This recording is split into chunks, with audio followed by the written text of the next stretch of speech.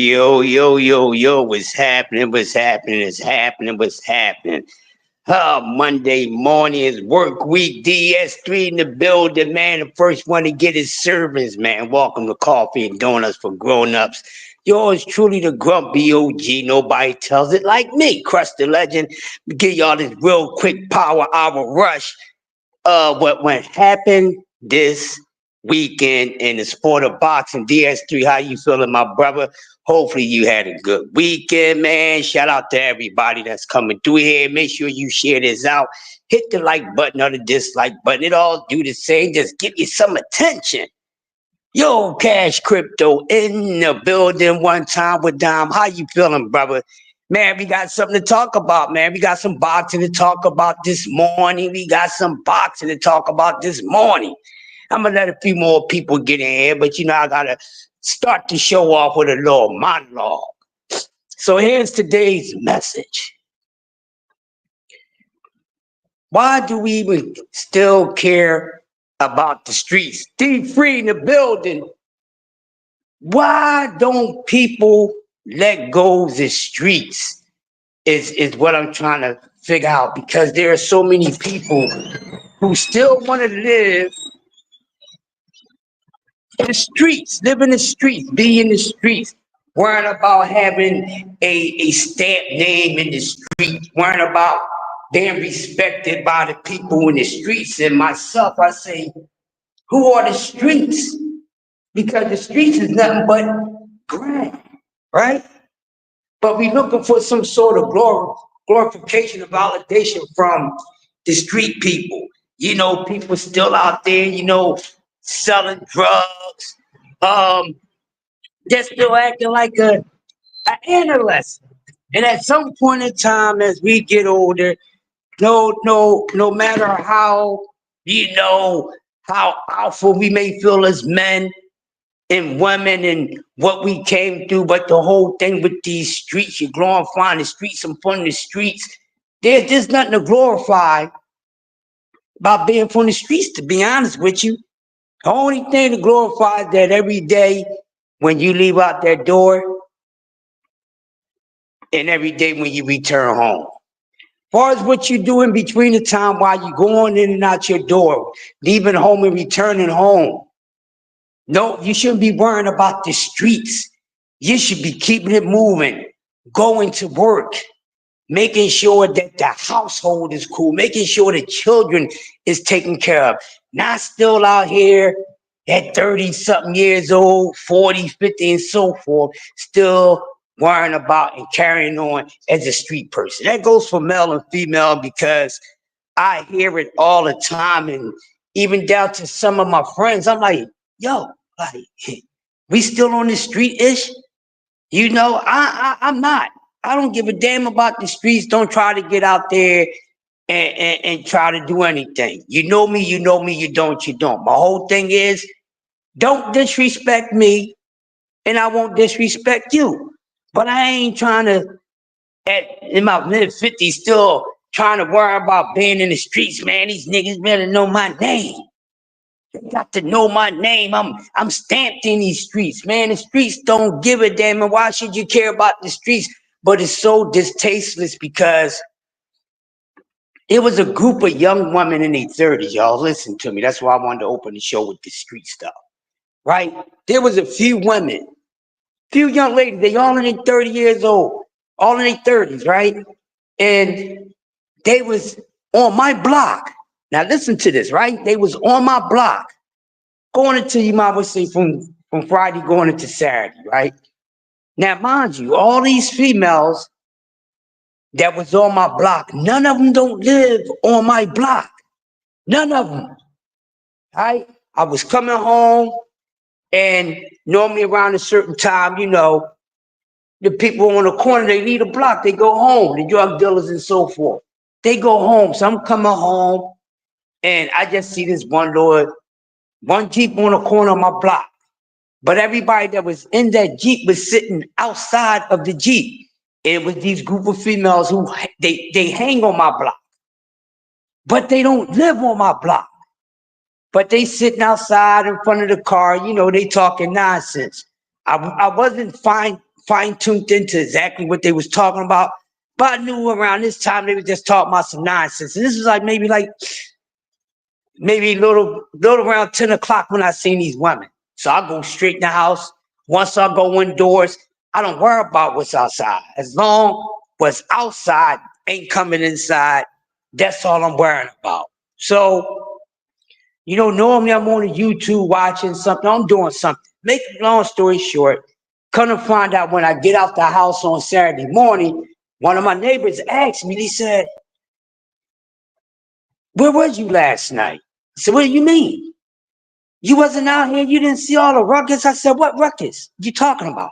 She said, "Man, it was like 3 carloads or 4 carloads of females out here fighting, basically not too far from your door, but in the street." I said, "Well, I didn't hear it. And she said, "You sure?" And I'm like, "Yeah." I said, "I'm not a heavy sleeper." I said, "I was awake, but I'm surround sound, so I'm not caring about what the hell is going on outside." So I said, "Okay, cool." She said, "But the crazy part," she said, "but nobody that lives on this block was involved with the fight." And I said, "None of the girls on our block was into the fight, because there's one block on my house where, it's normally for some females to be having they cat scratches at." She said, "Was none of them involved, but maybe they knew the people that was fighting." Okay, I get that. Why would you take some trouble that you got going on from somewhere else and bring it to somebody else's block? So I said, "Let me get more detail about the situation." So I go around on my inspector deck, right? That's right. That's what they said. "Where was your antennas? Where was your antennas, Crush?" I'm known I'm a person who is well known, and a person who's also knows well. You see what I'm saying? So I'm like, "Well, my antennas wasn't on." So I said, "Well, who was fighting, what they was fighting about?" Now, when I first said it, I already had thought in my head what they was fighting about. I said, "Man, he probably was fighting over some ding-a-ling-a-ling, school bell ring." That's the only thing I thought. I said, "What can these young ladies in their early and mid-30s be fighting over? It's either jealousy, some ting-a-ling-a-ling, ding-a-ling-a-ling, or just the stupid stuff, right?" So come to find out, I get the whole story. And come to find out, these females was actually fighting over some ding-a-ling-a-ling, school bell ring. And I'm like, "Are you serious?" And throughout the day, you would see these young ladies outside with their children. They have children. They have babies. They have young daughters and young sons. And I'm like, and we wonder why children act the way that they act, because the example that we showing them, it ain't too much of an example. But everybody worrying about the damn streets. F these streets. The streets don't give a damn about nobody. Go outside and talk to the street, see if the street gonna talk back to you. I don't know what it is, but everybody think, if I get away from the streets, if I retire from the streets, then I'm considered soft. People gonna walk over me. They're gonna think I'm a chump or wussy, this, that, and the other. It's not even about none of that, because there are people who never played in the streets, but they travel through the streets. Never sold a drug, never did none of these things that got people so hyped about the streets. But that doesn't make those people any more or less stern and firm as a man or a woman. You just stand on business. And those type of people, they hurt you just as well. So it's just all about, it's like they are simping over the streets and shit. Exactly. And I'm just tired of it. You know what I'm saying? I'm just tired of the whole thing with the streets, man. And it's like, give it up. And it's some people, that's all they know. That's all they want to know. Men that did years and years and decades and years in jail. Some of them come home, they fall right back to it. Then some of them, they come home and say, "That's enough." And we talk about people that was really into the street, that did everything that comes with street activity. But even with some of them, they'd be like, man, up these streets. They not running around, man. Nobody better not take me for granted because I didn't change myself around, but they done did all that, wasted all these times and years away from their family, their friends. They missed enjoying birthdays and all these other things. The streets don't mean inch. But then you got some, they come home, they be right back into it. But long story short, so we can get into today's show, these streets, man, these streets don't make you a man. These streets don't make you a woman. Only thing these streets is going to do is make you a fool if you playing out here in these streets. It's going to make you a fool. So leave them glory days behind. You know, we hear people on the internet, I'm gangster.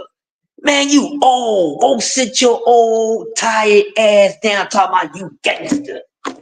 Go sit down. There shouldn't be nobody nowhere running around talking about they still gangsters. Men and women. And then especially if you got babies out here. F these streets don't love no damn body. Nobody. And the streets, they weren't about their name in the streets so much. Shit, most likely they name gonna get more disrespected than any damn respect on it. Yeah, get back to community, man. Yeah. But anyways, I just wanted to get that over with because I hear about it every day, and this is a sad story. Then I see they children growing up doing the same exact ish. Now I'm not saying that my children are perfect, but they damn good. My oldest son, he's not into the streets. He's a young man. He's a working man. He don't hang on corners. He don't get high. He don't sell drugs. He don't do none of that. He ain't running around drilling. 24 years old. He ain't worrying about no streets. He know the streets is out there. Know his family come from the streets and all that. And he can get into all that, but he don't. My daughter, she ain't running around in these streets all over the place being community boo-boo. She ain't being no community coochie. None of that. Wearing, they working. We played in the streets enough. Myself and their mother. You know what I'm saying? And she ain't in these streets no more. She ain't running around all over the place and still worrying about somebody knowing her name. She used to be this fly girl. No, ain't nobody worrying about none of that. Leave these streets behind, or you will be buried with the street. I don't know why people still glorify the thing is to get out of the streets and get away from the street, not stay in the streets and glorify it. Take back the community. Right. But how we gonna do that when we got so many people that's afraid to go front line? You know? But anyways, man, we get this show going on, man. So we got some boxing to talk about. Some boxing. And what I'm gonna start doing and what a lot of people do. Even though when fight cards come up, you notice that the entire fight card don't get spoken on. I mean, sometimes that could be a bad thing, but sometimes you just want to stick to the most interesting things because we are doing a great job as content creators and being creative and stretching out the conversation of boxing very well when we really don't have much to talk about. Most of the things we was talking about is just rumors. You see what I'm saying? Not really getting no any action or any business taken care of. But a whole lot of talking, just like, you know, the talk shows and, you know, all that nonsense. But man, we had a fight this weekend, man. Tim Doo Zoo, son of the man Costa Zoo, fought this past weekend. He fought this past weekend, and this is a guy that started having an upscale in the sport of boxing. Some people didn't fall right for Tim Zoo. They didn't fall right for Tim Zoo when he first started out, you know, but now he has grew some fans. Some people thought he would beat some of the bigger names and wanted to see him in there with some of the bigger names. But now the question is, do you still feel the same way about Tim Doo Zoo? Do you feel still feel the same way? He went in there well, Martezalev and Bakr Martezalev did not play no games with Tim Tszyu. And we know the Russian style of fighting. You know how they say you got your Mexican style of fighting. We know the Russian style of fighting. So they like to rumble. They like to get in there and they gonna bring what they bring. They don't fear nothing. A lot of them, what you would say that, certain fighters fight a certain type of style of fighter. Well, maybe there's just a bunch of certain type of fighters in the sport. And with the Russians, somewhat like Mexican style, whatever that may be, come forward. Now, man, ain't backing down for anything. Rock a sock and robot. You throw two, I'm throwing three. You hit me, I'm gonna hit you. I'm gonna hit you hard. I'm gonna hit you more. They really mano a mano. And Tim Tszyu from, I'm gonna tell you, I'm gonna be honest. When this fight first started, you know what I thought? I said, uh-oh. Tim Tszyu about to be a Devin Haney out here. Yes, I'm gonna say this again, and I didn't even want to bring this guy's name up because I'm not talking about this dude. But when I was looking at the fight, y'all see from the very beginning of the fight, we all watched the same fight. And we seen from the first round, kind of similar to Devin Haney when he fought Ryan Garcia. Now we know Tim liked to bang. We know he likes to bang. But you got to be smart about it sometimes. You just don't get in there and say, man, I'm banging it out with everybody. I know my opponent can punch this, that, and other, but I ain't afraid of no smoke. Well, I would say this. It's good that you're not afraid of no smoke, but inhale carefully. Smoke carefully. Inhale carefully. Tim Tszyu did not do that this past Saturday. Tim Tszyu went in there with the barbarian mindset, forgot about what this guy, Martezalev, was working with. Pretty sure he did his homework. He went in there and he kept his head on the line, and he tried to outpower punch Martezalev. So he went in there and tried to mano a mano, straight off bang with a banger. This wasn't a type of fight for Tim Tszyu. Not a good plan for Tim Tszyu. Now, a lot of us more sharp-eyed content creators and boxing fans, some say, well, that's what Tim does. Tim don't do anything too much special. He just good at what he do. But if you've been watching Tim, you can't expect Tim to be too much of a technical guy. I get that, but you should expect Tim to be a little more defensively aware, because he wasn't. And he went into this fight trying to knock out Mortazana. And he was outpowered. He got out punched and everything else. And it did not work for him. It kind of looked like the same fight with just last weekend before then. What fight was that? He kept on getting knocked down. But it looked like the same fight. Looked like the same fight. And I'm like, damn, what's going on with Tim Tszyu? Now, myself, because a lot of us should be eating crow this morning. A lot of us will be eating crow. Even myself, I was wrong in my prediction with this fight. And you know why I was wrong? Because I just was wrong. I didn't really think about it. I didn't take into consideration that, hey, this dude can punch. This guy can punch. I know he can punch. I've seen him fight once. This dude can punch. It kind of looked like the fight. Oh, come on, y'all, help me out. Memory bad. It kind of remind me of the what's the name fight the weekend before. But anyways, I'm like, yo, this guy's getting pummeled, and he went in there with the wrong game plan, and Mortadella would handle his business. handle his business, and that's what it was. Now, because Tim Tszyu got beat in a fashion, in the way that he got beat, should we throw him away?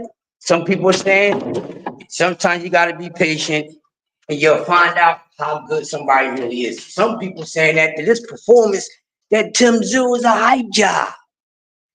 Some people saying it's all with for Tim Tszyu. But I mean, it's not too much detail I can dig into about this fight because Tim Tszyu was just beat from the beginning. Like my brother BBO said, he got beat to death. He got beat to death, man. And boxing is a brutal sport. It's a very brutal sport. And we see, time in, and time out, when we see these fights and what these fighters, go through after taking a loss. And not just taking a loss. And most of boxing don't take a loss good. But here's the thing is the mannerism that they're in when they take the loss. And when they come back, how they are, after facing adversity. How many fighters have you seen in 2024 where, or you can say in 24 that, the fight before this fight, I mean, they got day behind, kicked, knocked around like a hockey puck, this, that, and the other, and then come back into the sport, and it's like nothing never happened. Now, it's a few of them that we have seen, but it's not a lot of them. It's really not enough. But the fact is that you do have these warriors out here who, no matter what they're going through, they're not going to let a loss, and they're not going to get bothered by the way that they lost, because this is a sport. Hey, you knock somebody out, you most likely gonna get knocked out in return. You shut somebody out on the cards, most likely you gonna get shut out on the cards, and so forth. It's a give and take. So this is what you're gambling with when you jump in this warrior sport. So now with all the noise that Tim Tszyu been making, saying he want Crawford, he want this, he want that, and put some respect on his name. Now, can this be a humbling defeat for Tim Tszyu? Is it a humbling defeat? Is it a humbling defeat to where, okay, I need to go tighten up? Because I just didn't lose, I lost. I got beat up, I got beat down. It's pulling it through the towel. Man, come on. We ain't expect to see that. We ain't expect that. At least maybe not from Mortazala. Probably wasn't expecting that from him.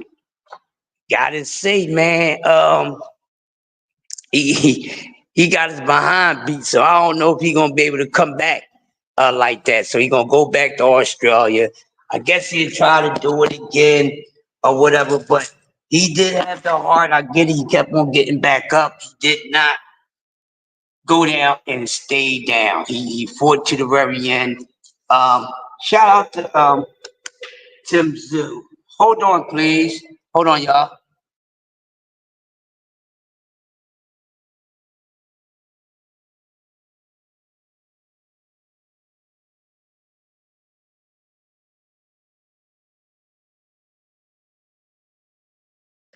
I'm back, y'all. I got people calling the phone saying he's gonna get a little late from work. It happens. But what's gonna happen to Tim Tszyu? Can he bounce back?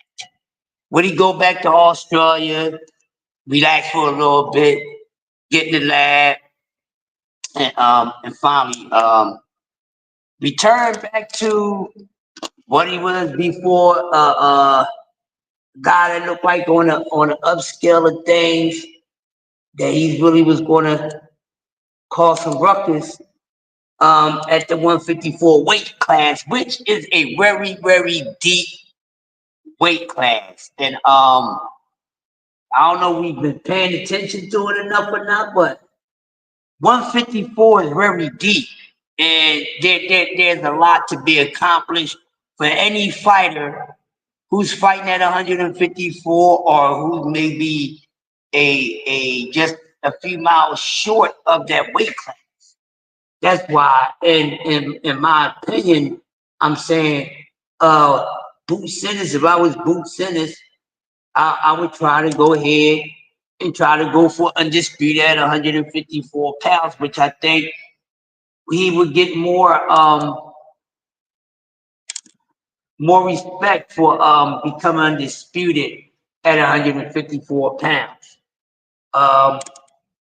But it's definitely a battle testing ground to really see if you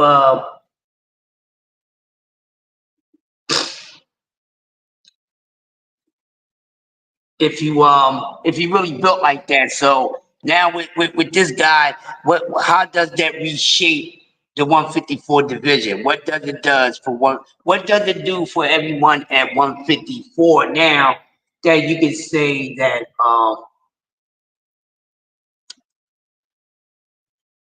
um who's gonna be the next best thing in the weight class? We need to get a new undisputed there in 154. We would like to see that start all over again because the last undisputed champion we had at 54 was none other than Jamel Charlo.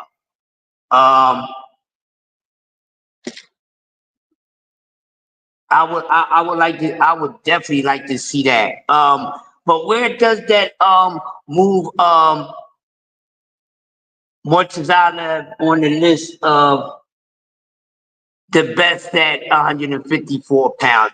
Does it put him in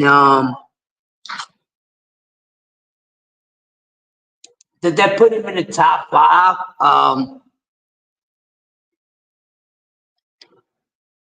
Does that put him in the top 5 in the division? Does it? Can he go for a couple belts? Can he go for a couple belts? I mean, I would love to see undisputed throughout the undisputed at 154 start all over again. Good morning, Kaz. I had a little technical difficulty this morning, so I couldn't get on from BBO channel, but I'll be there later. But yeah, what's going on? So where does this how does this reshape the 154 weight class? In your honest opinion, um, with Tim Zoo losing, now do we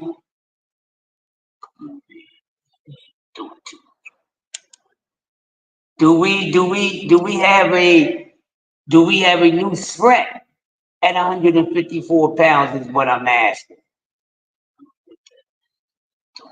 Anyway, hold on. Who got a little sneeze there? How y'all feel about that? How y'all feel about that? What's going to happen or what should happen at 154? How does this reshape the 154 division with Tim Zoo losing, and then we still got Crawford there, the return of Mel Charlo. What does it does for the for 154? I say what it does for me is having my eyes on the weight class.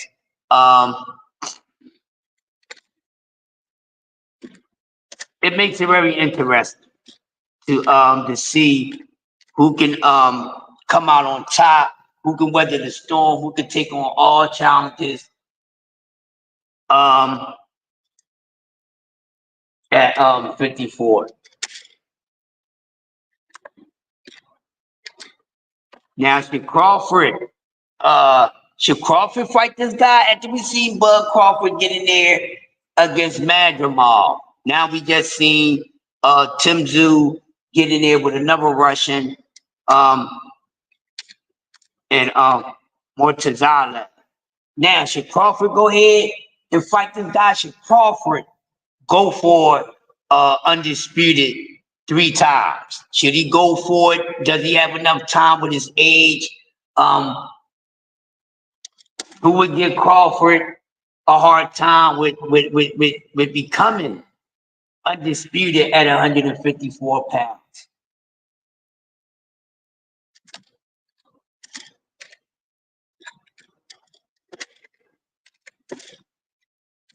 How do y'all feel about that? Cass, hey, Cass, how you feel about that? What you think about 154?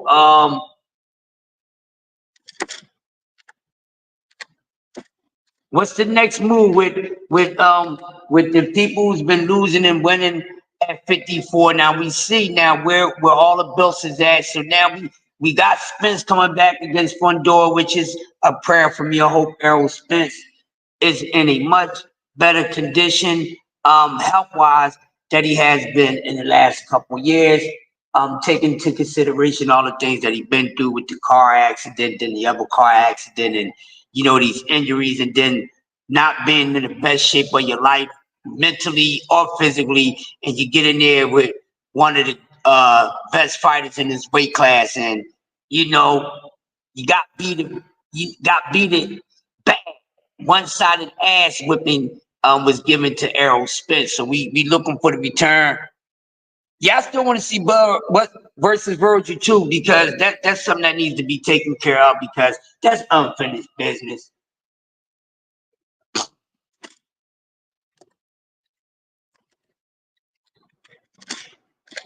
Right. I still want to see that, but I don't think Virgil is going to get in there with Bud Crawford. I don't think he's willing to test himself. I don't really know what's going on with Virgil. But it looked like Virgil got some problems. He needs to show us what he can do at 54. And what we see lately, Russia has been pulling out some stuff, letting us know, hey man, y'all got to pump y'all brakes on 54. Who y'all think is the man? Who y'all think is the man? Who you think that can be the man? Hold on, we got a couple picks. We got a couple picks for you. So you throw Mad Jamal out there, then you got more Tazalev. He didn't got busy. Oh man, it's bananas. So it's like, who can actually take over that weight class?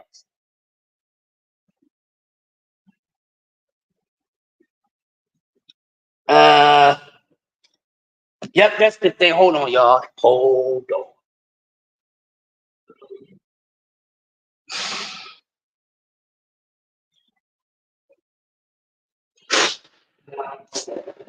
Back on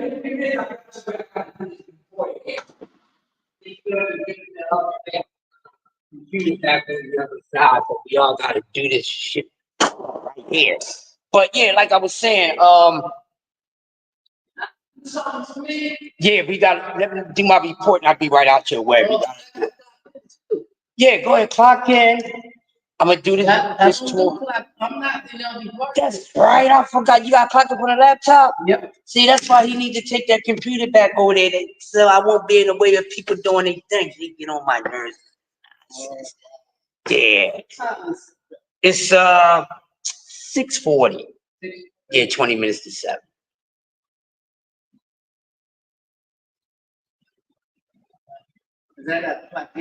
I'm not gonna worry about it. Who was your report? Listen, can get over here once the morning person come in. She got to get to work and clock in. Put the other computer back across the street. They took it from across the street. Yeah, Jimmy got it. He hasn't returned it. So yeah. So somebody was doing something on there. I don't know. Yeah, but hey, man,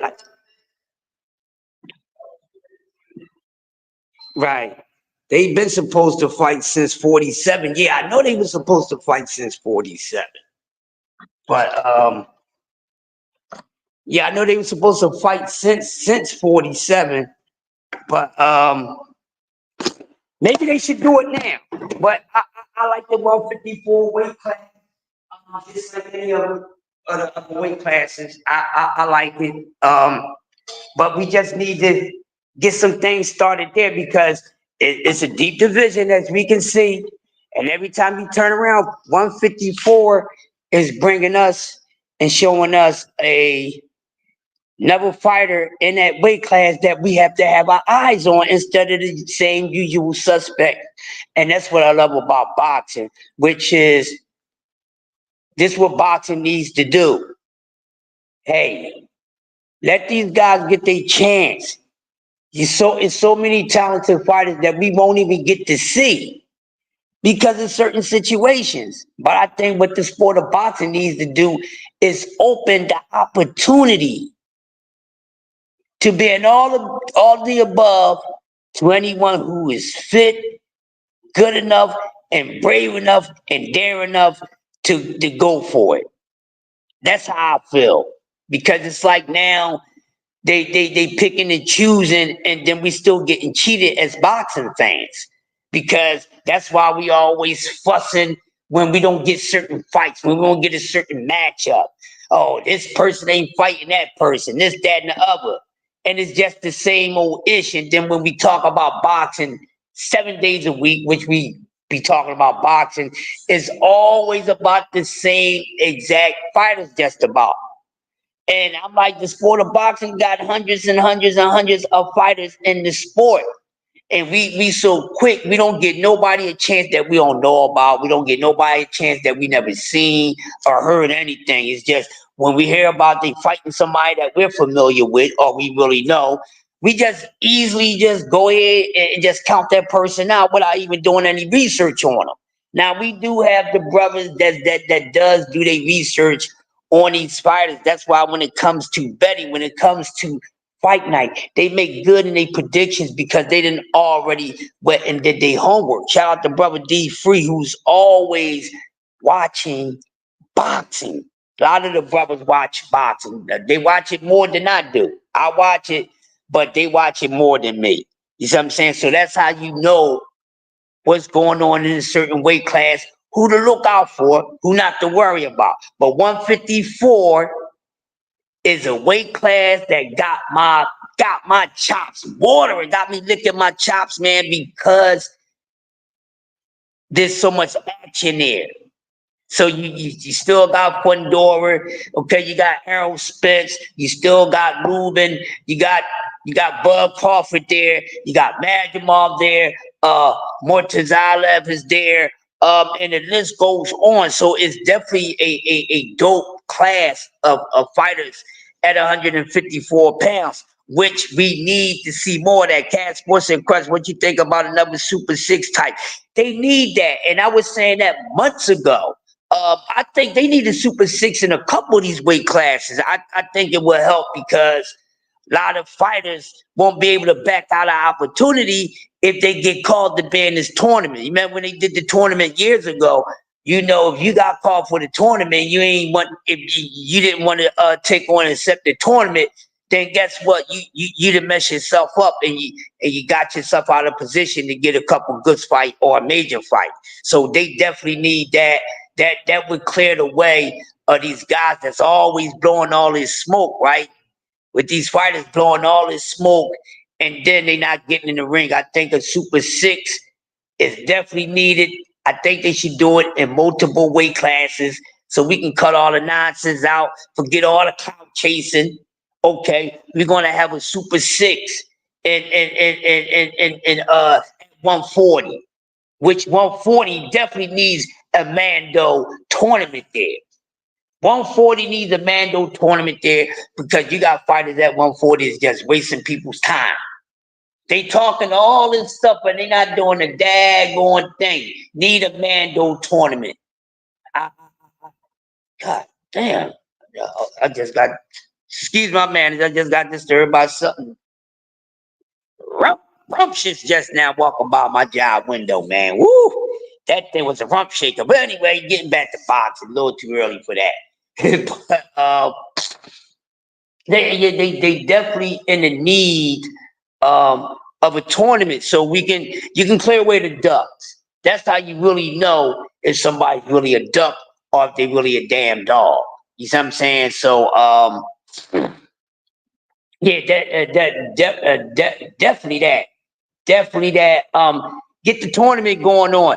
And you know, and then the whole thing with the tournament, they send the invites out. Send it like it's a Mando. So if it's a 6-man tournament at 140, then you know the 6 fighters that they pick out, you either gonna get down with this program or you ain't gonna be on no program.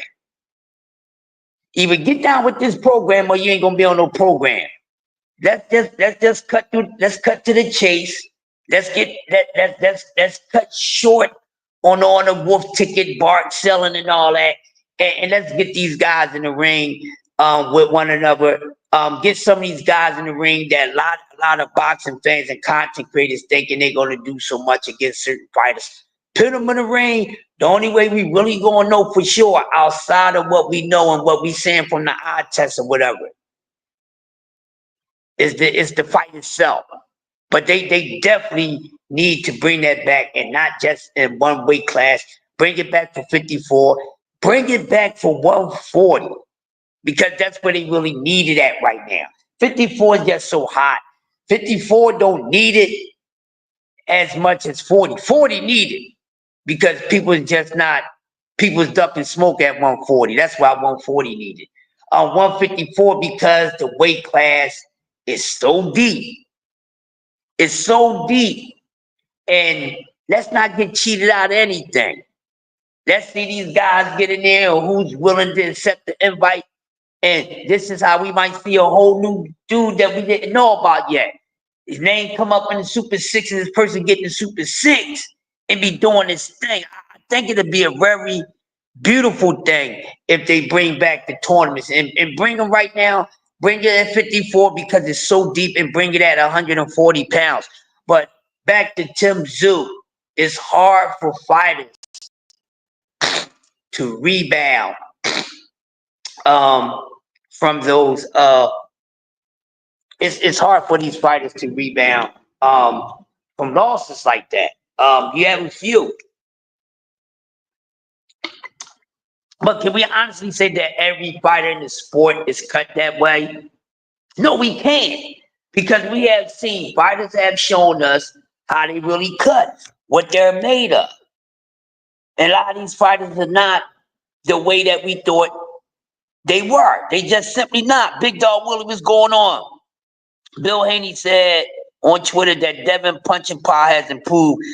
To Big Dog, you my guy. So that might not be one of the originals, because I can see Bill Haney saying some nonsense like that. Exactly, Cass. That's what I mean. Whoever don't accept the invite, they drop for the rankings, and they gets no play. They gets no play, and throw them up in there because that's what we need to happen. So some of these people, these fanboys out here, can get shut up or get their mouths zippered up about their so-called favorite fighters, thinking that they the ish like that. That's what I'm saying. And I think they should do a Super 6 with the they should do a prospect Super 6. They should do a prospect Super 6. Or yeah, because we got a lot of prospects out here. And we got a lot of prospects who think they contenders. That's the problem. We got a whole bunch of prospects who think they contenders. And we don't see a lot of these prospects in the ring with one another, which I think is a problem.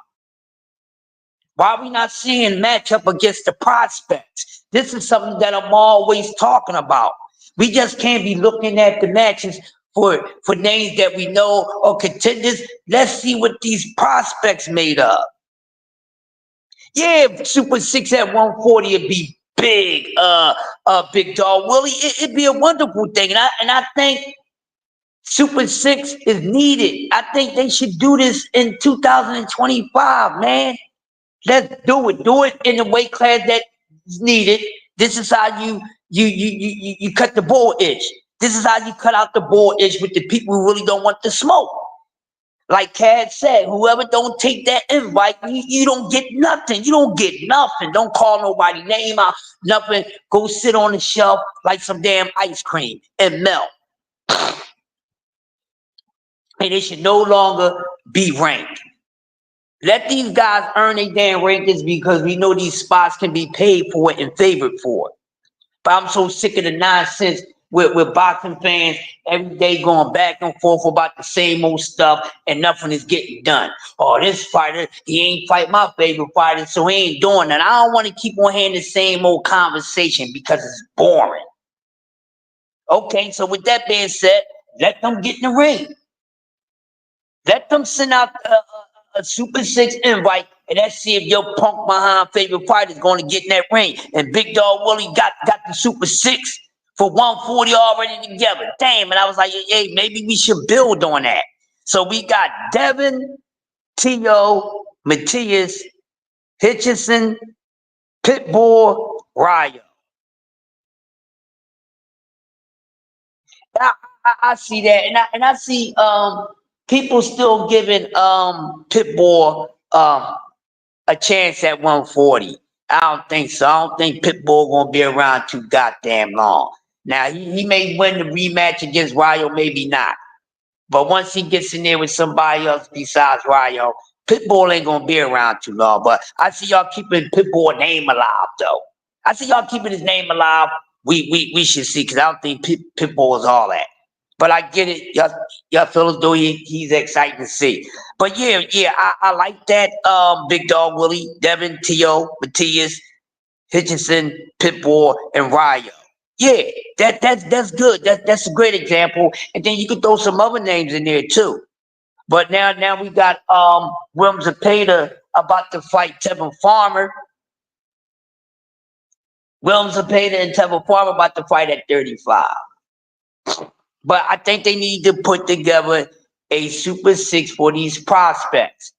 Everybody keep talking about seeing big name against big name, a champion against champion, a hot contender against a hot contender, but I never hear no one that's covering the sport of boxing about the hottest prospects fighting the hottest prospects. You like Tevin in the upset against Zepeda? You know what?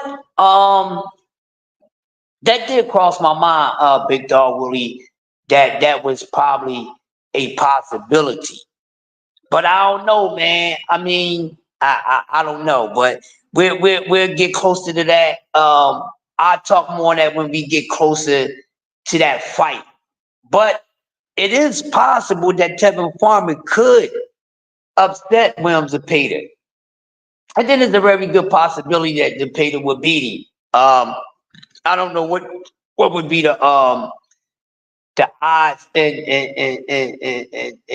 far as who's the favorite. So I'm definitely waiting to see that.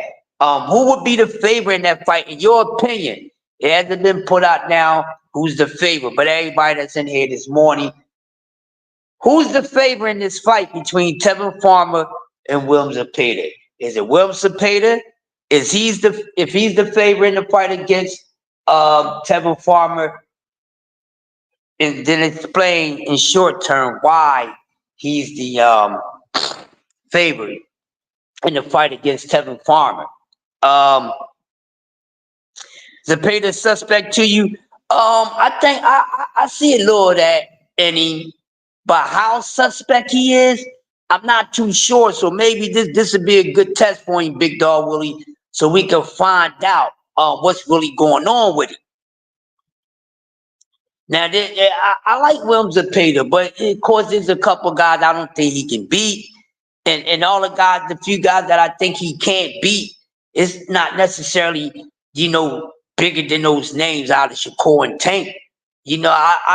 Some of these other guys at 135 got a chance to beat William Zepeda.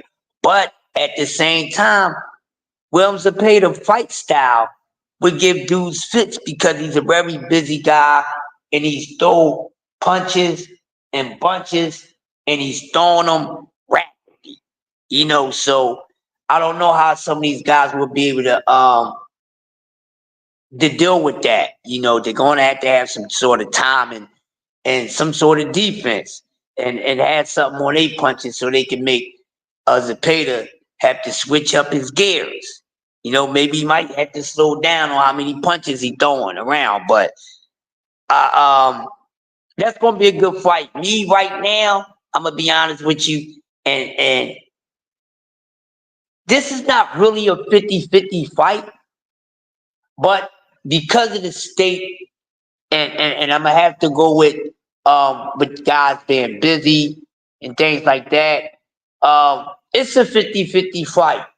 Tevin Farmer just had 2 fights back to back. Um, and when was the last time the Pater fought? So it's a 50-50 fight because with the time that Tevin Farmer been off, and then the 2 fights that he had, puts him around in the same condition as Williams and Pater right now. So that's why it's a 50-50 fight. Now who's the better skill boxer, skill wise? Tevin Farmer got good defense, good ring IQ. Tevin has to be on his game. He does. And Big Dog Willie, with that being said, Tevin Farmer, when he decided to take a break from boxing or whatever like that, and he wanted to, doing some personal things with, making money other ways. I think at that time when he decided to take that break was not such a smart move because here's a guy whose name was floating around hot. Let's not forget, Tevin Farmer's name was hot at one time. Remember, guys? Tevin Farmer's name was hot. A lot of people were saying that Tank was afraid of Tevin Farmer. He ain't want no parts of Tevin Farmer. Some people said Tevin Farmer had a few guys shook out there. And he took some time off. And Tevin Farmer name should have always been in the mix between 130 and 135. I see even up to 140. With the names that we've been throwing around and been going back and forth and boomeranging about. You know what I'm saying? So it's good to see him back into the sport now. How far he's going to go. Now that he's returned to the sport, I don't know. If he loses to Zapata, is that going to deter his motivation? Is it going to decrease his motivation and become a fighter who's just going to fight because there's a nice check there, not because they really want to fight?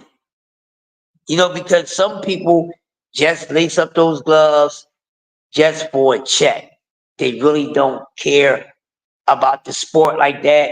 It doesn't matter to them how good they can be. It doesn't really matter to them how good they probably once was. They just there for a check. Tevin was supposed to be Tank Kryptonite, even though that's far from the truth. Man, Tank was going to get him.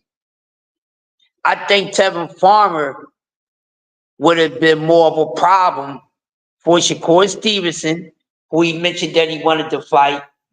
I think he would have been more of a problem for Devin Haney too. You know what I'm saying? I think he would have definitely been a problem for those guys because got fast hands, not a hard puncher, but got very fast hands, good punch placement, awesome footwork. And when we talk about defense, let's talk about that. When we talk about defense, you know what? Y'all know what? Guess what? Guess what? Now, when they was all active, like remember this, everybody that's in attendance this morning, remember, they wasn't saying all this stuff about Dev and Shakur's defense until after Tevin Farmer went on a hiatus. They wasn't talking all about that. That would be a boring ass fight. I feel you. But remember when Tevin Farmer was active around the time when they was trying to get him and Tank to rumble, everybody wasn't praising Shakur and Dev defense like that. And I know I'm not tripping. And I'm not saying this because Tevin is a Philly guy, but it just came to my memory that, they ain't really start talking and praising Shakur's and Dev defense until after Tevin Farmer would stop being mentioned. I know I'm not tripping. And guess what? Shakur and Dev, they didn't want to get in there with Tevin Farmer. They ain't want to get in there with Tevin Farmer. You ain't never heard Devin Haney call Tevin Farmer name out.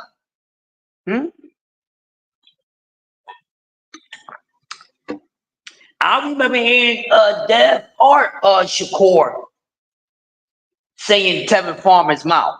Saying Tevin Farmer's name, excuse me. I never heard of that. Yeah, very young too. And you know what, Big Dog Willie? That's the reason why.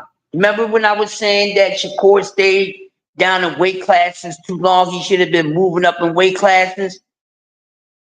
Now I understand the reason why he was staying back in those weight classes a little longer, even though he was a young boy blowing up fast, because Shakur should have been in 40 before goddamn Dev, because he started, let's say Shakur didn't try to hide it. Dev did a great job at hiding it. But let's think about it. Yeah, these dudes talking about they wanted to get in there with Tevin Farmer. When Tevin Farmer wound up fighting JoJo Diaz, to where he should have, when the offer was made from Florida enough for him to fight Tank, for some reason he didn't take the offer, and he should have, because he had a lot of people fooled. And the reason why I say that, because he had people thinking that Tank Davis didn't want to fight him.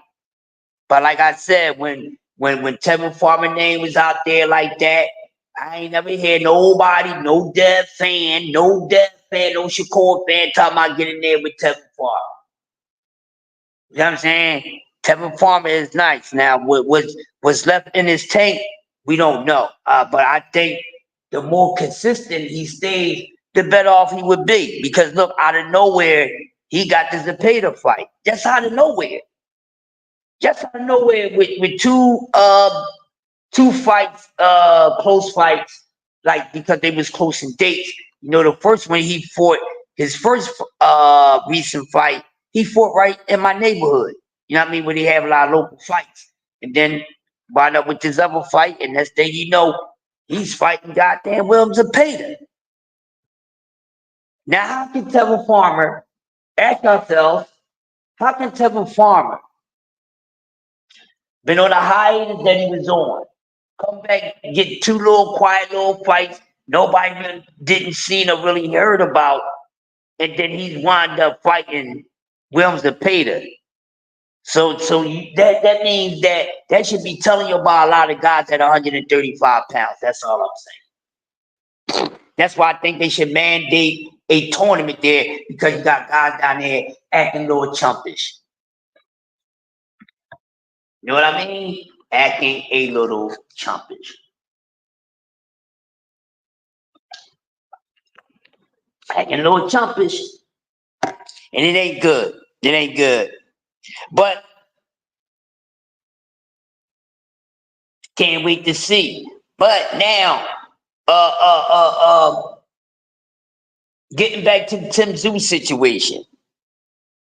Said Shakur should have never missed weight in his final fight at 30. He should have been at 35 by then. Exactly, Cass. That's what I'm saying. I was one of the very few that was paying attention to Shakur way before Dev, which I don't really want to bring his name up, but when everybody was focusing on Dev weight, they should have been focusing on Shakur weight. Because like I said, and you can go back, and it's probably on so many channels, I'm like, yo, shit, Shakur should have been beat Dev to the higher weight classes. But it is what it is. But yeah, and Kaz, I really think the reason why he stayed down there, or they kept him there, those weight classes kind of longer, a little longer, is because of his age, I guess. But it's boxing. You start out young, you're gonna go do a lot of things young. But I think if Shakur Stevenson I'm gonna say this one more time. Shakur Stevenson, in my honest opinion, Shakur messed up or missed out on a lot of opportunities. She'll be bigger than what he is. Should be a more of a bigger attraction, at the gate.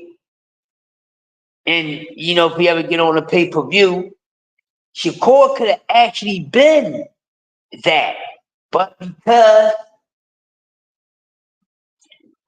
the lack of daring to be great,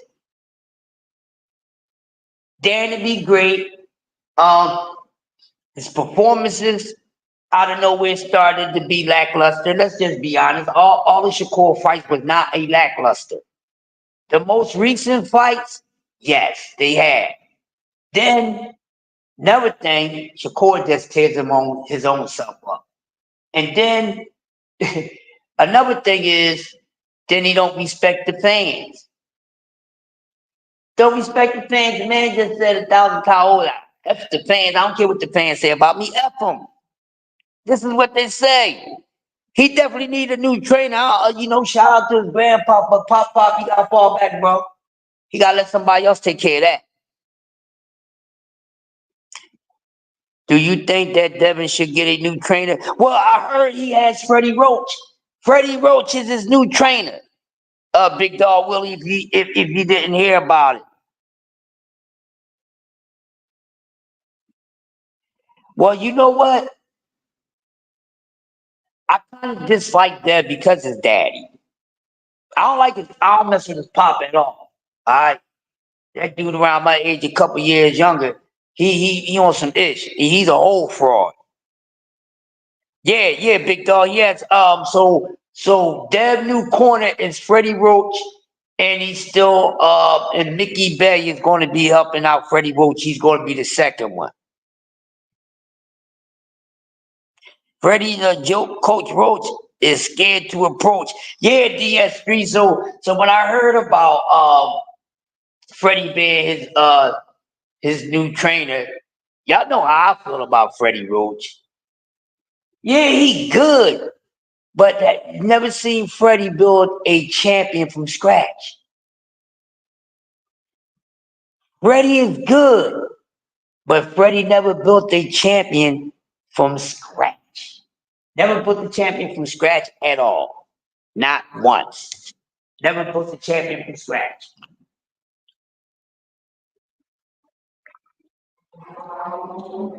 Never built a champion from scratch. And he teaches no defense. Great point, Big Dog Willie. That's why Manny Pacquiao never improved on defense. Manny Pacquiao is probably one of the most successful non-defensive fighters in boxing history.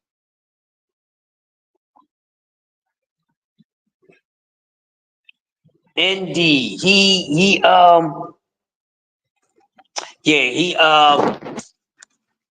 definitely one of the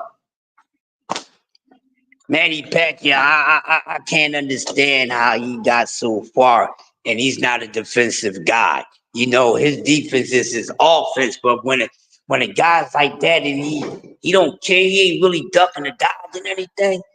I don't know, but yeah, I would say that. I would say that. Is it an ink pen right there I could borrow? I would bring it right back. See, I'm gonna bring it back. They be taking pens home with them, and I don't understand these little young babies anyway. Because we should be the last ones that still take pens. They've been with the technology stuff. They still take pens anyway. But yeah, man, yeah, yes, boxing is definitely a clown business right now. Yeah, boxing is definitely a clown business right now. It's been like the Barnum and Belly circus for the past couple years, man. It just got real bad. It looked like they just let any sort of personality into the damn sport. Um, any personality into the sport. A lot of these people don't really have to put in the work. to get somewhere, is you got ones that deserve it, then you got ones who don't deserve it, but it's definitely turned into a clown show.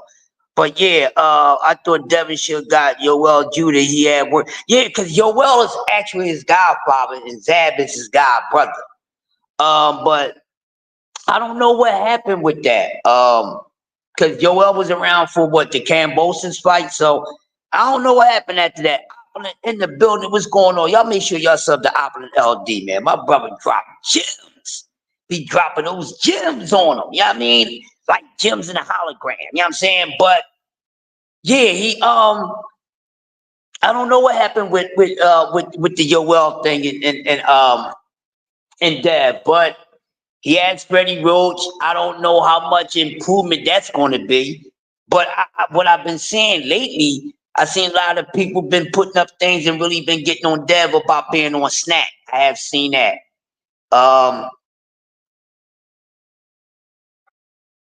Yes, I've seen all that.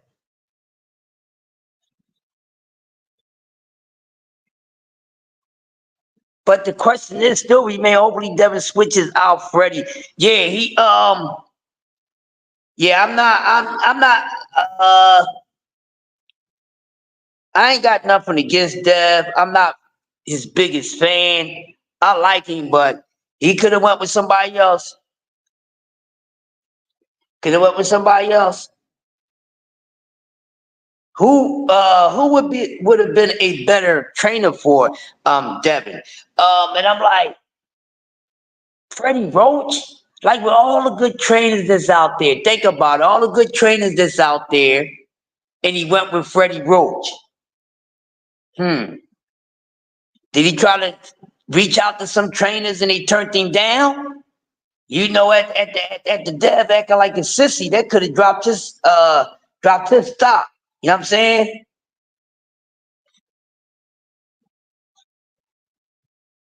That could have dropped his stock.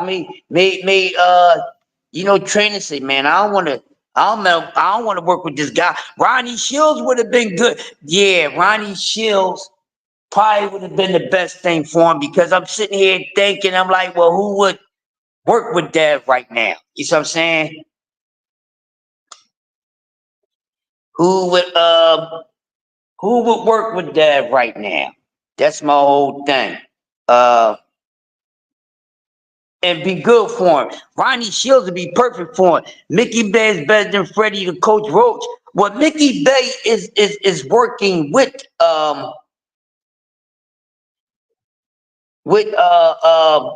Mickey Bay got a good relationship with the Haney, so Mickey Bay is still around, so he's going to be there assisting Freddie Roach.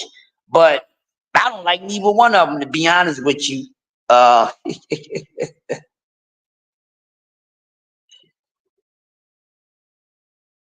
yeah, I don't like neither one of them for real, for real.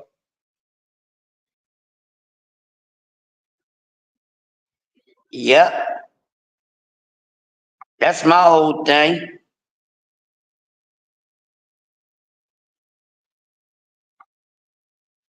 Ronnie Shields, who else would have been good for Deb? I say Ronnie Shields. Um, Shields would have been good. Even Bay Area's own Virgil Hunter is better than Freddie. I like Virgil Hunter. I like Virgil Hunter as a trainer. I like him.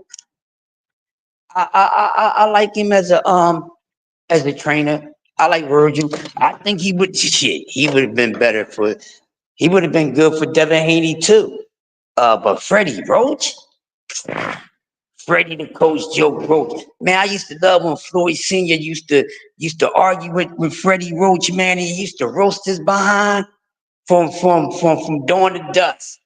He used to roast his behind, man, because Freddie, like I said, Freddie is good, but Freddie never built a champion from scratch. He never built a champion from scratch. You understand what I'm saying? Never built the champion from scratch. So that's what we talking about. But Virgil is a good trainer. So we got Ronnie Shields. What's going on, bro? Virgil. Who else? Give me like three more that would have been good for him. I mean, definitely better than Freddie Roach. Uh, um, boop, boop, boop, doom. Hey, you know what? He too soft for a Philly trainer. You see what I'm saying? He too soft for a Philly trainer. You understand what I'm saying? Plus, they. How you doing, big guy? You bet. Good. I hope you feel better. Yep. Um. Yeah.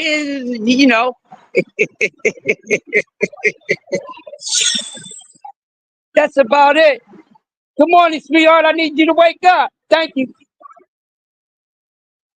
Yeah, but that's it. That's all he's really known for. But even with the fighters that he wound up working with, huh? All right, cool. Yep, thanks, my man. Yeah, but y'all know what time it is. But yeah, he said Freddie, Coach Rose is here. That's it for yeah. Freddie is a good coach for power because he used to getting punched in his damn head. But what he should have did was been good for he should have been good for he should have been learning defense to keep his head off the damn line. You see what I'm saying? Good morning. All right. That's my whole damn thing. You understand what I'm saying? That's my whole thing, man. I don't know. What Freddie Rose gonna teach him how to do the bobblehead? Don't call me cruel. Don't call me cruel. The world is already cruel, so don't try to make it seem like I'm a bad person. The world is cruel. The world is ran by cruel people. So the little words that I say can't even graze you, baby. Don't get all sensitive and stuff like that. I'm a man and I got a goddamn mouth. I'm gonna be honest. I ain't got no time to get shucking and jiving. I don't get paid millions to lie to people. Man, you give me a couple million, then I might tell you a good lie, but that's not even good. That's why I ain't want to be a lawyer because they get paid to lie. You know, nah, I don't want to do that, man. But Stanley running late this morning. Yeah, that's why he's not here just yet. Yeah, but like I was saying, first he said Freddie Roach is better. Well, Bill Haney ain't a damn trainer, period. Anyway, Bill Haney ain't no damn trainer. Bill is not a trainer any damn way. So, Bill ain't no trainer, man. Bill ain't no damn trainer. I feel, bro. He's not a trainer, so we can't even give him that credit. Yeah, hey, listen, I'm being nice. Y'all know I go super hard, but I always clown Freddie Roach, man. Even as a damn fighter, I clowned him as a fighter. I remember when Freddie was a fighter, he was. I can't even say he was okay. I can't even say he was garbage. He was just Freddie Roach, and I seen him get beat a few times. You see what I'm saying?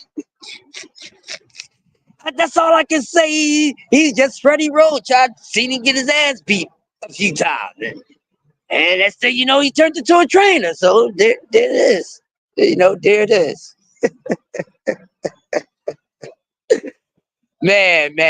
But so serious. So now we getting down. We winding down, man. So we damn near out this month. I don't think it's another fight. Left. I don't think it's another fight in a month. In the last week, a couple days of this month, going to November. We got a couple dates in November. We got a couple dates in December. But the fights that are lined up. Good morning. How you doing, dear? All right. The fights that are lined up for the remaining of the year. How confident are you guys with how hot 25 is going to start off? I'm going to repeat that question again. And while y'all answer that question, he said Freddie Roach is a poor man's Mickey Ward. I I like that. A poor man's Ricky Ward. But with the few fights that's left yet, Regis and that's right. We got Regis and Catterall this Saturday. Thank you, Cass. Sports. Oh yeah, we got Regis this week. I knew it was a fight this weekend. So we got Regis Prograis and Jack Catterall this weekend. How y'all feeling about that fight? Yeah, how y'all feeling about Regis and Catterall? Now, I ain't gonna downplay it, but eh, I got Catterall beating him. I got Catterall beating Regis, man. Say you hope he ain't scared no more. He's still scared. He I don't got him beating Regis. I ain't got Regis beating Jack Catterall, man. Um, Interesting fight. Yes, it is. It I'm not even calling it a 50-50 fight. I could be incorrect. I can't even say it's a 50-50 fight. I got Catterall beating him. How I don't know how he's gonna look since the Devin Haney loss, Regis Prograis. Which is a guy I think Regis is a guy that a lot of people wanted to see him move up in weight. They wanted to see him go up to 47. He never did. Now, I don't have a problem with that because Regis is not a 147 guy. That's why he didn't go up there. He may look like he can go up there, but Regis ain't no 147 pounder, people. So when y'all was talking about Regis probably moving up to 147, Regis is not no 147 guy. So for people to say, oh man, Regis is scared. Regis is scared to move up to 147. He's not a 147 guy. Y'all got to stop thinking that everybody can move up multiple weight classes because you've seen a fighter or two or three that have done it. That don't mean that another fighter can do that. These fighters got to fight where it's comfortable for them, not where you want them to go. 65-35. You say 65-35. For Catterall, right? You saying 65-35 Jack Catterall?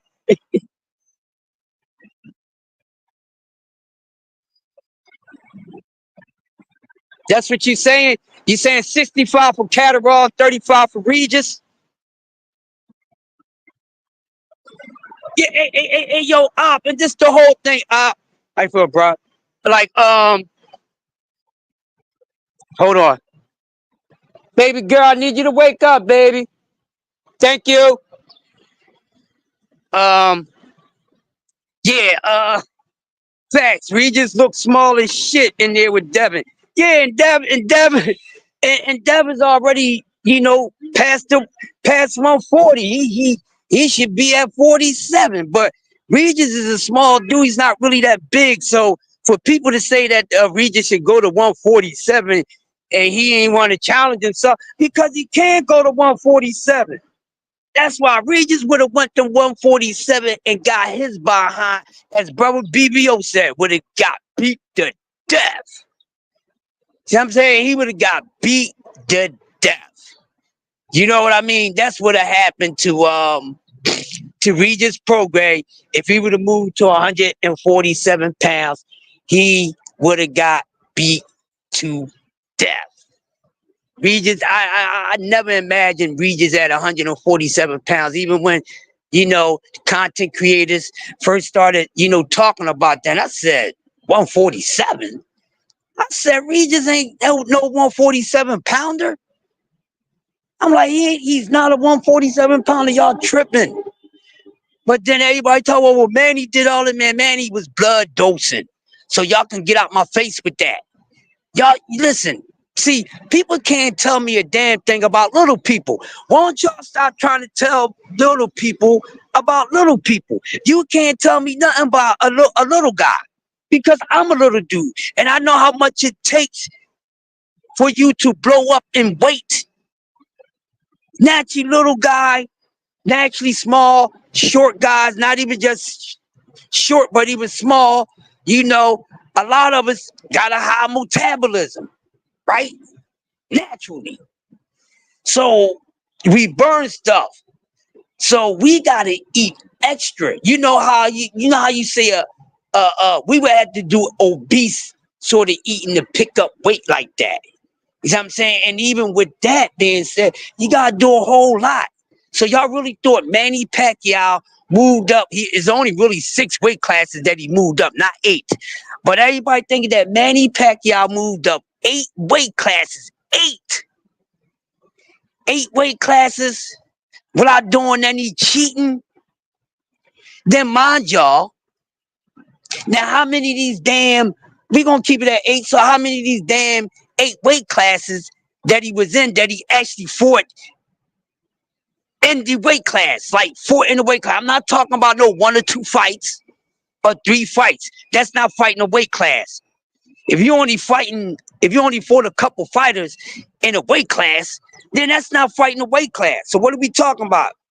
Yes, and Regis has declined. So Regis' best days is behind him. So I know a lot of us that say, man, well, I'm not gonna count this person out yet. I'm not gonna count that person out yet. Eh, they already out. They already counted out because the clock that went off, the counting expired on them. So that's why you're not getting to see these people do any more than what they've done. And I think about this about a lot of fighters. That's why the most interesting thing to me is seeing whenever this Haney dude come back into boxing. I'm watching to see what he's going to do. I hope his fans are. I hope his fake behind fans is. I hope all his yes men fans is doing the same thing. Some people is going to have going to hit their highest ceiling fast, early, and some of them are going to get there long and late. And what I'm saying is, this is how I feel because when so much expectations is thrown on these fighters, right? Now they got enough expectations thrown on them just by within the sport. So this is not including us, the fans.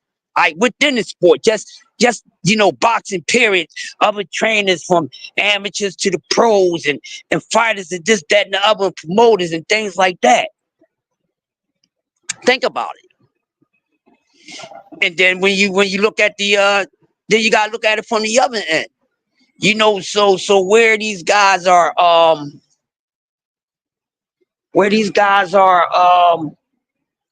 projected to be, we don't know exactly where they're going to be. The queen, all hell the queen. Good morning, the queen of New York State and City. Tay in the building. Jay Gibson coming in with the fire flames. What's happening, bro? Appreciate y'all coming through this morning. See, I'm glad you're in my loyal early birds, man. My loyal people. I love y'all, man. I love y'all, man. I'm just gonna keep on spitting this fire, doing it the way that I do it. But now, let's go back to it before I get up on out here. Been on for almost an hour and a half. Good timing though. But yeah, so now the whole argument is this: what are they going to do? And like I said, we don't know just yet. And we seen fighters get to a certain point and it be over for them. It just simply be over for them. It just simply be over for him. Regis, whatever the best that Regis did, that's it. Regis then rolls so fast and his rise is so fast and his dive back down was even faster. We haven't even seen T.O. get anything back yet. Look at T.O. been over the place. Okay, the Josh Teller one, but what has he done since then? Is this guy going to get any better? Is his ceiling going to get any higher? we have to look at this, man. We starting to find out who is who and what they really are in the sport of boxing. Thank you, boss. Yes, sir. That's when we starting to find out. You know what I mean? We're starting to find these things out. Good morning. Good morning. So we're starting to find these things out. Who is really who? And I'm telling y'all, man, some of these people, it's over for them. We ain't gonna get no more out of them. They didn't gave us all that they was made of. That means, so you thinking you're gonna get a whole gallon out of Jack, and he only can give you a half a pint. You know what I mean? You think you're gonna get a whole gallon, but he only can give you a half a pint. You know? So these are things we gotta look at, man. You know, you looking for a gallon, but he only can give you a half a pint, man. What they gonna do? Then, like I said, they need to mandate a Super 6 tournament in these weight classes. 54 because it's exciting. 40 because people is hiding. 35 because it's starting to get a little too goddamn boring right there. Those are the weight classes I think they need to mandate a Super 6 at for me. Because of those simple things. 54 is just so damn hot and so deep you can't help yourself. 40 because they need some shit straightened out at there. Because you know what? I'm going to tell you what's wrong with 140. You know what's wrong with 140, people? Y'all worrying about Tank Davis being at 140. Y'all won't let 140 do 140 or be 140 without Tank Davis. What do Tank Davis got to do with 140 outside? There's a couple guys that y'all want to see Tank fight because he didn't fight him at 35. So we need to do some fixing, right? So we need to do some fixing, some remaking and remixing. Let's produce something. Tell your favorite fighter, Jake Gibson. Yes, sir. Tell your favorite fighter that when the opportunity knocks, he take it. Don't be picky. When you trying to get to that spot, when you trying to get to that level, and when it's there for you, you accept what's there. And the only way you're gonna get more than what's accepted if you go out there, you do what you gotta do, and you win. They still trying to be Mayweather, but don't want to be Mayweather. What's going on, babe? Everything good? Yeah, how was your weekend? It was cool, man. Chilling. Shit out here. I know Charles about you. Tight.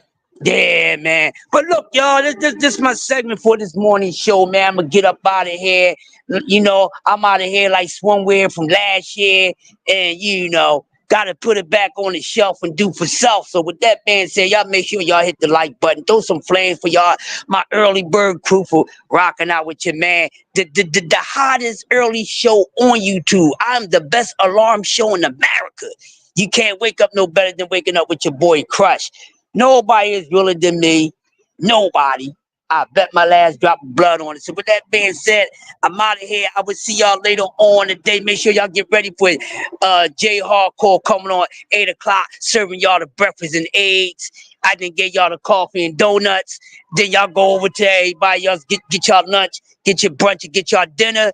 And throughout the day, make sure you come out a winner. And I'll talk to y'all later. Peace out. Yeah, man, I do my thing, man. I do my thing, man. Oh, that's